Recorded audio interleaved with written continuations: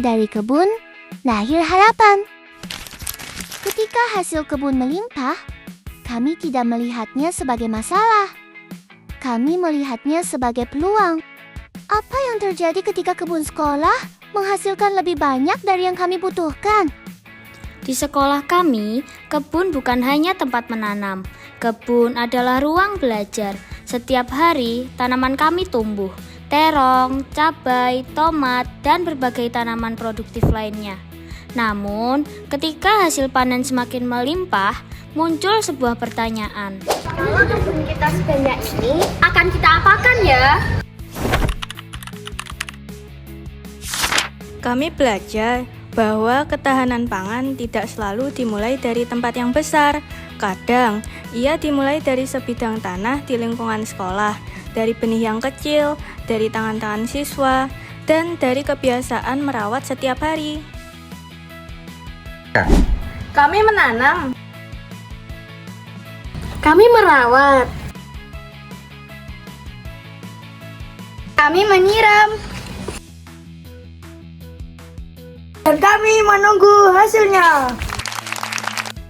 Karena bagi kami, berkebun bukan hanya tentang menghasilkan tanaman, tetapi belajar tentang proses, kesabaran, tanggung jawab, dan keberlanjutan.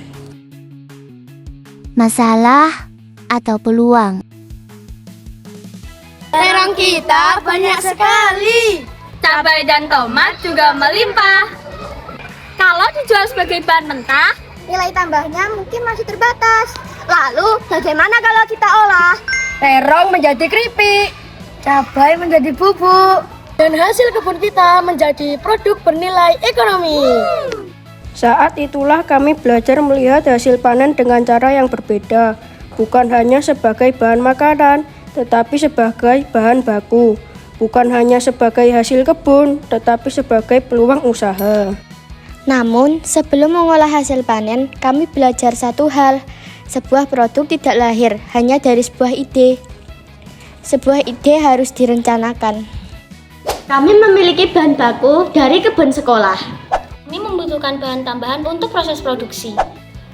Kami menghitung kebutuhan modal, kami memperkirakan biaya produksi, Dan kami menghitung potensi yang dapat diperoleh. Di hadapan calon investor, yaitu pengurus komite dan wali murid, siswa belajar menyampaikan ide bisnis mereka.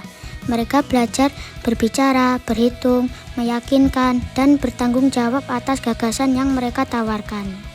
Proses pengolahan. Mari kita buat adonan keringnya.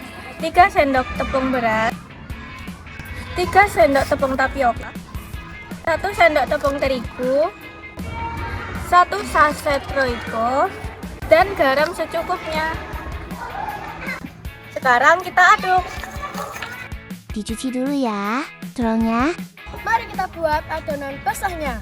3 sendok tepung tapioka, 3 sendok tepung beras, 1 sendok tepung terigu, roiko 1 saset, dan garam secukupnya. Air secukupnya. Kita aduk-aduk. Kita potong terongnya. Kita celupkan ke tepung basah, lalu ke tepung kering. Mari kita goreng. Terong kami beri nama Birong. bubuk cabai kami beri nama Bukca. Kami ingin produk kami memiliki identitas. Setelah produk selesai, kami menghadapi tantangan berikutnya. Bagaimana orang lain mengetahui produk kami? Kami belajar membuat promosi, membuat poster, Dan memasarkan produk secara langsung. Kami belajar bahwa pemasaran bukan hanya tentang menjual, tetapi tentang berkomunikasi, mengenalkan, meyakinkan, dan membangun kepercayaan. Dari kebun, kami belajar pangan.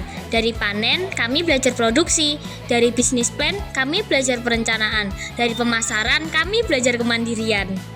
Kami tim ketahanan pangan SDN Oro Ombo pamit undur diri. Sampai jumpa di inovasi berikutnya ya. Salam Pramuka.